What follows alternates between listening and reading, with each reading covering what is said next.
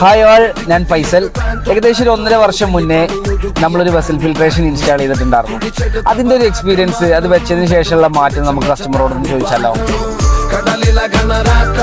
എൻ്റെ പേര് സുധീർ, വീട് കാഞ്ഞിരത്താണ്, കപ്പൂർ പഞ്ചായത്തിൽ. വീട്ടിൽ വെള്ളത്തിന് ഈ ഭക്ഷണമൊക്കെ വെച്ച് കഴിഞ്ഞിട്ടുണ്ടെങ്കിൽ വെള്ളത്തിനൊക്കെ എന്നും കംപ്ലൈൻറ്റാണ്.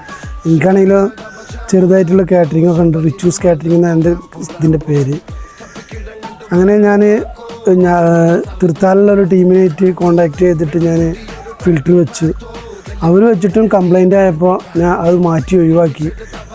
ഇപ്പോൾ ഫൈസലിനായിട്ട് ഞാൻ അങ്ങനെ ഞാങ്ങാട്ടി വെച്ചിട്ട് യാദർശികമായി കോണ്ടാക്ട് ചെയ്താണ്. അവൻ വന്ന് അവൻ ഫിൽറ്റർ വെച്ചെന്ന് ഇപ്പോൾ 1.5 വർഷത്തോളം ആവാനായി. ഇപ്പോൾ ഒരു കംപ്ലൈൻറ്റും ഇല്ല.